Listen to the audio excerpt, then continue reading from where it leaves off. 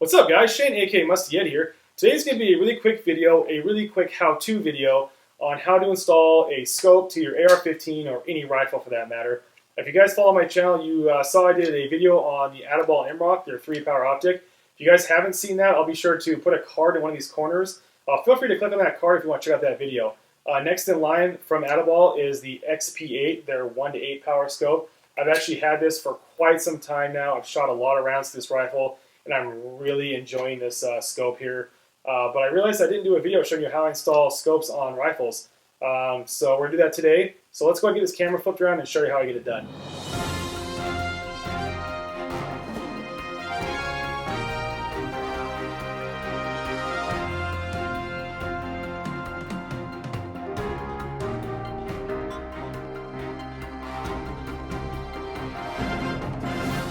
Alright guys, so we got all this set up. We're going to be using the level method.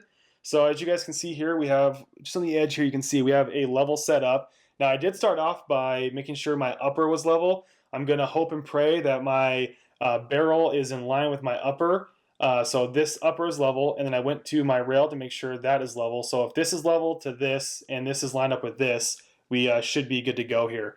Again, this isn't going to be for any sort of sharp shooting competition, or I'm not going to try, a 5,000 yard shot. This is simply for an average guy like me, like probably most of us out there, to attach a mount and get some decent sized group and go into the range, or even going hunting or something like that. All right, guys, before we continue further, I want to make sure that I know I've said it before, but I'm going to keep saying it. I'm not a gunsmith. I'm just an average guy who loves shooting guns and accessorizing my guns, making them better shooters. So the process I'm doing today is kind of just what I picked up over the years of seeing people install scopes on YouTube or even reading stuff online. It's kind of a culmination of everything I've seen and heard. But if I forget anything, leave it down in the comment box below. If somebody comes across this video, be sure you check out the comments to see maybe some tips and tricks of how to install a scope that I didn't do. But I think like I said, what I'm doing here is going to be pretty good for the average shooter.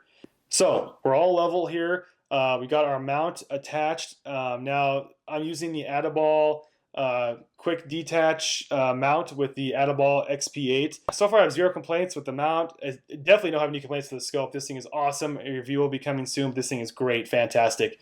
So there's a couple things that I really do like about this scope mount. Now I've said it before, but I'm definitely not an expert on scopes. This is my third, so I'm not super familiar with a bunch of other mounts out there.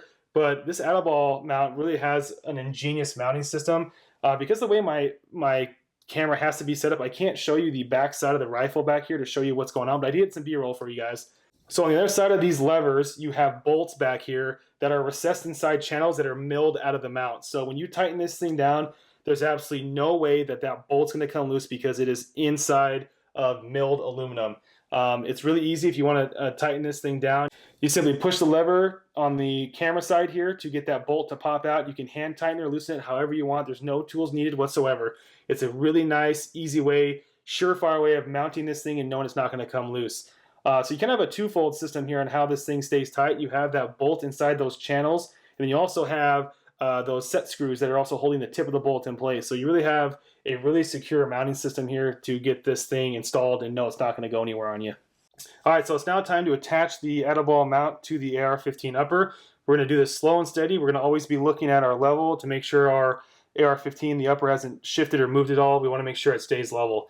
So all we do with this process is simply push the lever from the camera side. We're going to push it in toward the wall back here, and that bolt's going to stick out. We're simply going to hand tight or loosen it as much as we need. I'm going to set it right there and see where we're at. For me, guys, I'm actually going to tighten these levers down pretty much where I can't do it by hand easily at all, about 3/4 of the way there, and it's going to take some serious strength to get them to actually go the whole way down. So it's up to you guys how tight you want to go on these levers. I want them to be pretty much as tight as physically possible. I want no chances of this mount shifting or moving when I'm shooting. So I'm not going to bore you guys with the process here. Like I said, it's just a matter of pressing this lever back through toward the wall, tightening that screw down the back, which I showed you earlier, and getting this thing as tight as you want. So just give me a few minutes here.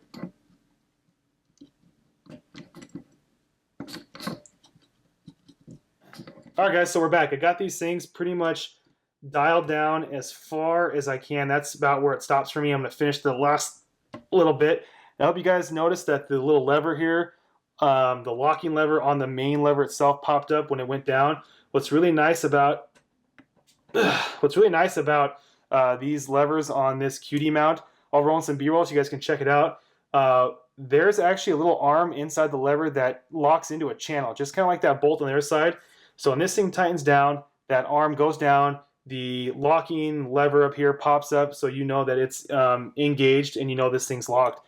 There's no way that this thing is going to come undone unless you press that button, rising that arm out of that channel and loosening this lever. So I know now that this is tight and good to go. And just for reference, you guys know how tight I go on this thing. I pretty much can't get this thing loose by hand. I have to get a tool of some kind to loosen these up. So that's how tight I like my mounts.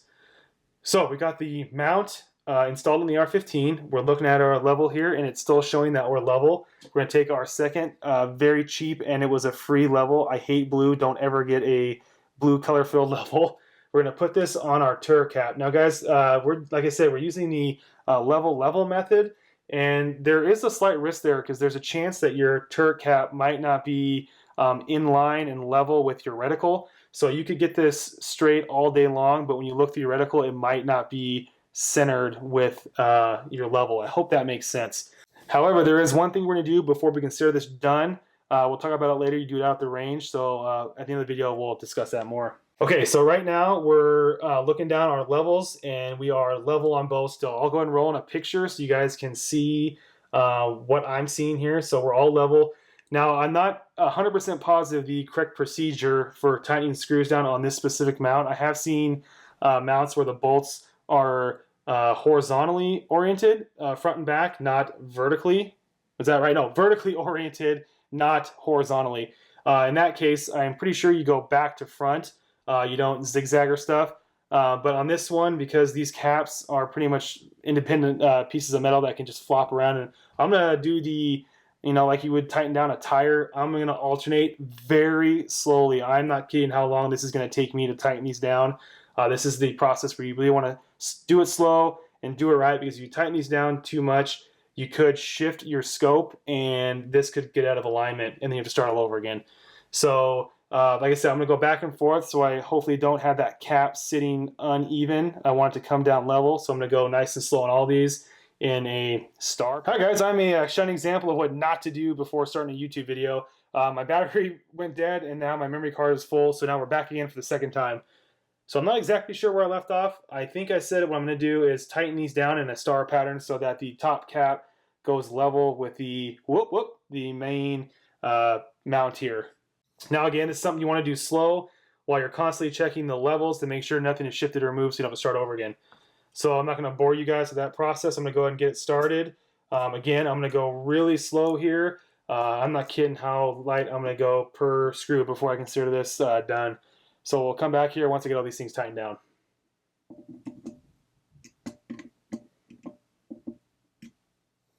All right, guys, so we got all that wrapped up. We went ahead and tightened down these screws again in that star pattern, making sure we went really slow, really, really slow. We monitored our levels the entire time to make sure nothing shifted, and it didn't. So we're all good there. So that pretty much wraps up everything you can do at home on a bench here. The last thing we're going to do at the range, which I won't show because I'm not going to drive 20 minutes to the range to show this one part. So what you're going to do is you're going to set up a plumb line and check that your scope reticle is directly in line with your plumb line. For those of you who don't know what a plumb line is, it can pretty much be anything, a rope. You probably don't want to do a string. Set it about 50 yards out with a weight at the bottom so you have a nice straight line. Look through your scope, make sure that that reticle is directly in line, lined up with that plumb line, and you know you're good to go. Again, you want to make sure that your rifle is level when you check the plumb line so you know everything's good. So we'll do that when we go to the range, but this is the exact same process I did before, and it worked out great. Before we finish up, Atibal also sent me one of these scope levels that's going to go around here. So while I know everything is level, I can now go ahead and install this scope level and just make it level, tighten it down, and know that we're all good to go.